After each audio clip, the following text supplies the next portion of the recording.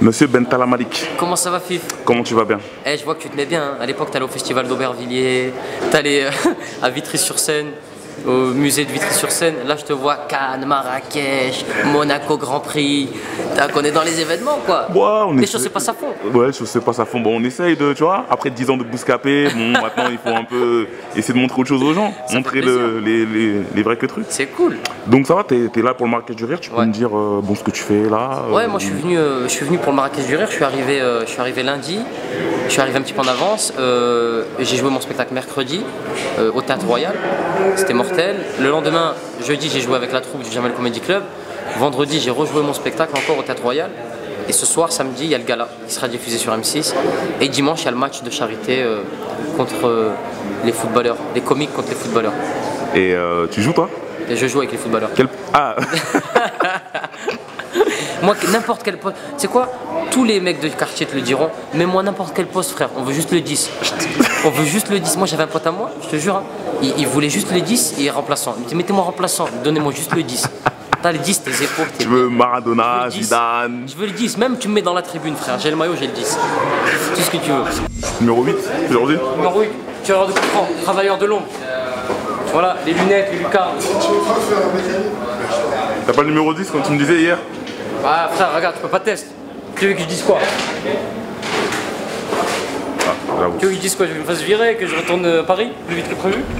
Ça représente quoi pour toi le Marrakech du Rire? C'est la première fois que tu le fais ou pas? Non, c'est la 5e fois moi. 5e fois? Ah bon? J'ai fait édition 0, édition 1, 2, 3, 4. Et ça représente.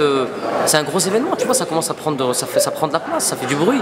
Il y a pas mal d'artistes marocains, il y a. Tous les soirs, en fait, il y a des événements, il y a des scènes ouvertes pour les artistes locaux. Après, tu as le gala, tu as les spectacles individuels, tu vois. Il y a Baptiste qui a joué son spectacle, moi, je joue mon spectacle. Dans les éditions précédentes, tu as eu le spectacle de Florence Foresti. Donc, c'est vraiment. C'est une bonne ambiance pendant une semaine. Tu bois du thé, tu manges des macroutes, tu fais la fiesta.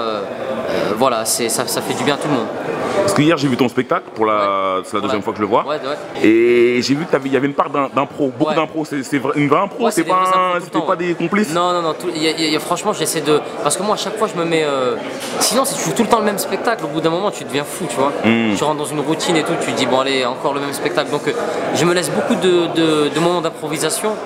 Et des fois, ça se passe bien, des fois, tu peux avoir des trucs de ouf. Et comme des fois, des fois, tu peux avoir des mecs. Bonjour, je m'appelle Patrick, je suis électricien.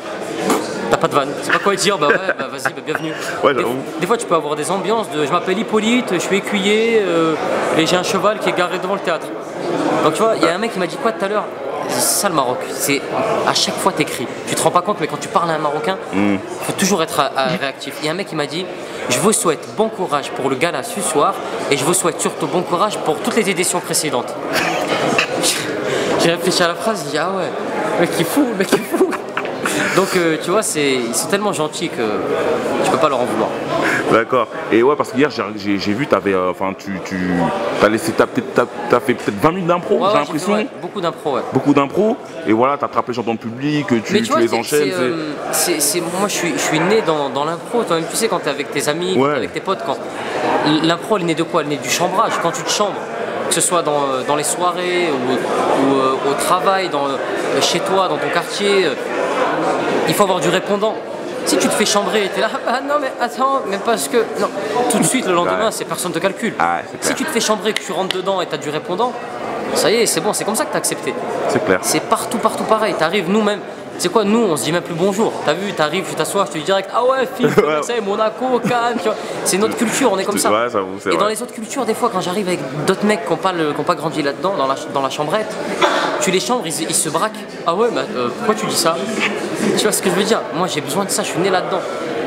Chambrer sur les défauts, nous, les défauts, le gros nez, le gros front, parce que tu vois, un mec gremé, tu vois, on fait mal. Et il y en a qui le prennent mal, ça arrive. Quand tu te fais quand tu chambres des fois dans le public, il faut toujours le faire avec le sourire.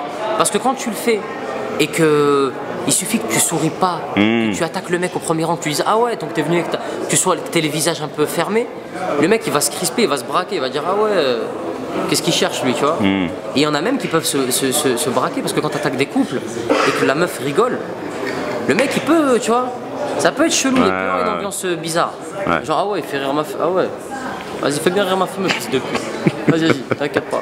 T'inquiète pas, on connaît des gens, t'inquiète pas. Tu vois, donc faut toujours vanner, mais après derrière, soit les taper dans la main, soit dire je déconne, tu vois, désamorcer le truc. Et est-ce que tu es en train d'écrire ton prochain spectacle ou pas? Parce que là, ton spectacle, ça fait combien de temps que tu le joues? Ouais, ça va faire 2 ans que je le joue. 2 ans, ouais. Là, j'ai fait mon DVD. Je vais te montrer en live, en exclusivité live, des choses. Je viens de capter mon DVD à la Cigale et je vais jouer mon spectacle en direct. Je te l'annonce en live aussi, en direct sur une chaîne française en janvier 2015. Et je suis déjà en train de mettre plein d'idées de côté pour le deuxième spectacle. Voilà, je note dans mon téléphone. Attends, je vais allumer le. Regarde, hop. Je note dans mon téléphone plein de. Tu vois? Tout ça, c'est des idées pour le prochain spectacle. Et une fois que j'aurai fini celui-là, que j'aurai fait mon direct, eh ben, je vais m'atteler sur toutes les idées, les développer, les mettre en place et faire le travail de. Parce que ça, en général, un spectacle, ça peut durer. Il y en a qui peuvent jouer 10 ans, 2 ans, 6 ans. Tu vois, comme Baptiste qui, lui, là, ça fait 6 ans, 6 ans, je crois, c'est 16 ans qu'il le joue. Mais un spectacle, c'est ça, tu peux les tirer. Tant que t'as pas eu le grand boom, tu sais, il faut. Soit c'est un film, soit c'est. Tant que t'as pas eu cette explosion, tu peux les tirer encore. Parce que. Frère, souvent les gens me disent ouais, on n'est pas connus nous. Faut arrêter de croire qu'on est connus. Moi je vais à Auxerre, les gens s'en foutent de ma vie, tu vois ce que je veux dire. Jamel il est connu, Gad Elmaleh il est connu, Forestier. Ouais, parce qu'on a l'impression dans notre microcosme parisien, parce qu'on fait 2-3 salles, tout le monde est. Parce que t'as 2 mecs qui t'arrêtent qui disent c'est super, ça y est, putain j'en peux plus, je vais acheter ma baguette. Non, on n'est pas connu, il faut aller faire le travail de fond. Le jour où je serai fier, moi, c'est le jour où la petite dame en Dordogne ira acheter son pain en disant bah moi j'aime beaucoup Malik Bentala, tu vois ce que je veux dire. Là aujourd'hui, bien évidemment, quand on se croise à Paris dans notre microcosme parisien, on nous flatte, on nous complimente, mais c'est pas ça la vraie victoire. La vraie victoire, c'est de parler à la France, la France entière. C'est clair. Et ça, c'est souvent à travers ce qui a fait décoller pour moi Jamel, Eric et Ramzy, c'est H. Tu vois, une série comme H, tout de suite, et encore, H c'est très parisien, tu vois, c'était Canal Plus à l'époque. Mais après chacun, Eric et Ramzy, ils ont eu. Après, c'est Astérix pour Jamel. Astérix pour Jamel, Eric et Ramzy, ils ont eu tous leurs films. Montparnasse, la tour Montparnasse Infernale, c'est un classique. Astérix, pareil. Donc il faut attendre d'avoir le déclic. C'est le film forcément qui popularise les gens. C'est vrai que, demande à Omar. Tu vois ce que je veux dire? Le film, si t'as la chance d'avoir un gros film, Omar il a eu Intouchable, ça a pris. Et c'était mérité parce qu'Omar c'est un mec qui a du talent. Et il a eu le SAV déjà qui l'a fait connaître. Déjà avec le SAV c'était quand même énorme. Et plus Intouchable. Donc c'est soit une série, soit de la télé, soit un film. Mais il faut jamais lâcher la scène. Parce que la scène c'est ce qui te permet d'avoir de la proximité avec les gens. Quand tu fais une tournée, c'est très important d'aller voir tout le monde en France. Moi je suis très content, à la rentrée je démarre ma tournée.